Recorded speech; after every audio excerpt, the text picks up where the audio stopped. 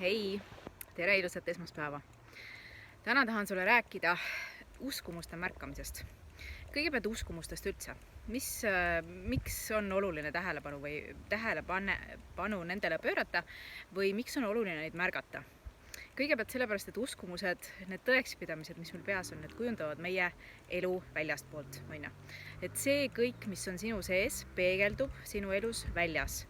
Ja näiteks, kui sa usud iseenda kohta, et sa ei ole midagi väärt, näiteks head palka, kõrget ametikohta, sellest, millest sa unistad, mida iganes, siis elu peegeldab sulle sinu enda mitteväärtustamist.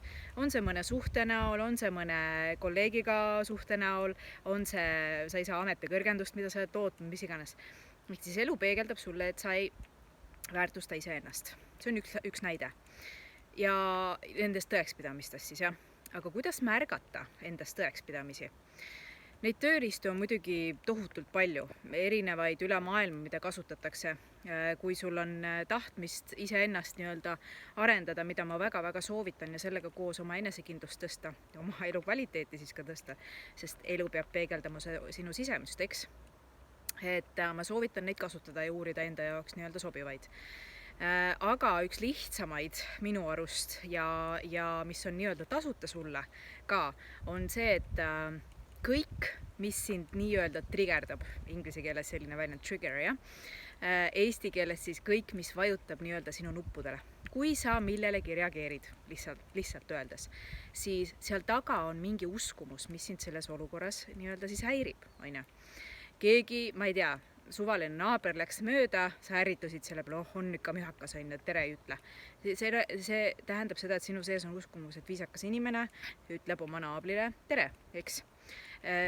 Minu näide.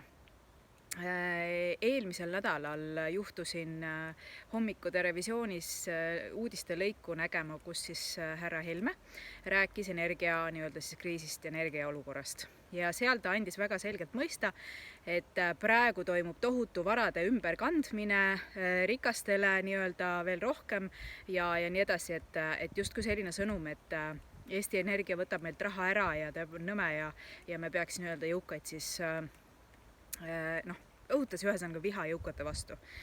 Ja see vajutas minu nuppudele, jälle see sama jutt, meil räägitakse igal pool meedias, uudistes, filmides, sarjades, multifilmides näidatakse, kuidas jõukad on pahad ja vaesed on siis need head, kes kannatavad ja nii edasi.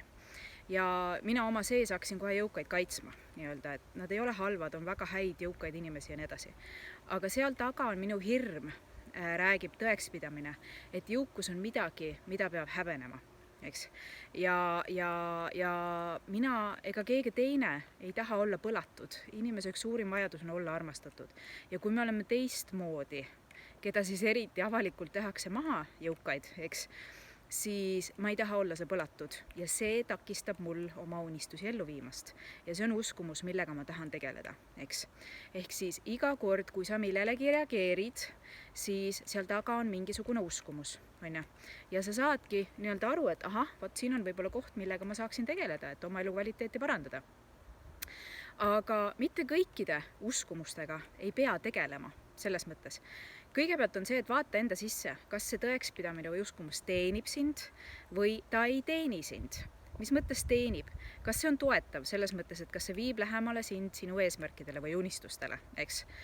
Aga kui ta takistab sind, nagu see hirm, et jõukad inimesed on keegi, kes on põlatud, ja ma ei taha olla see inimene, siis sellega tuleks tegeleda. Tegele nendega, millega on vaja tegeleda, mis sind takistavad, aga kui nad sind ei takista, mis nendega teha? Siis kui sa said aru, et sa reageerisid, on minus selline tõekspidamine ja kui see sind iseenesest teenib, näiteks, ma ei tea, sa vaatad inimest, kes sööb Maci burgerit, see vajutab sinu nuppudele, selles mõttes, et enda sees tuleb sul see kriitika välja, et on ikka nõme inimene, ta ei hoolitse üldse enda eest ja nii edasi. Siis see võib olla teeniv tõekspidamine või uskumus, sest sina ei pane enda kehasse seda rämpstoitu, vähemalt sa hoiad ennast eemale, kuigi sa võib-olla isegi vahest tahaks, mis on ka fine. Aga kui see on uskumus sinu sees, mis sind teenib, siis tee sellega rahu. Siis ta ka enam ei trigerda sind Tee sellega rahu ütle, et see ongi hea, see hoiab mind heas vormis, see hoiab mul häid suhteid inimestega, see viib mind lähemale rahalisele jõukusele, mis iganes see on, siis tee sellega rahu ja isegi tead mis, mitte ära ainult tee rahu, vaid ära kritiseeri ennast sellel teemal ja armasta ennast sellepärast, et sul on see tõekspidamine. Tunnusta ennast selle eest, sellega ka enesekindlus kasvab jälle väärtustad ennast rohkem. Ja nagu ma ütlen, sinu eneseväärtus sinu netoväärtus võrdub sinu eneseväärtusega. Ma soovin sulle ilusat alanud nädalat, märka oma uskumusi, märka, kus vajutatakse sinu nuppudele ja siis tegutse vastavalt, kas tunnusta endast sõna tõekspidamist või uskumust või muuda see ümber. Ka teisiti on võimalik mõelda. Hea küll, järgmise esmaspäevani. Tšau!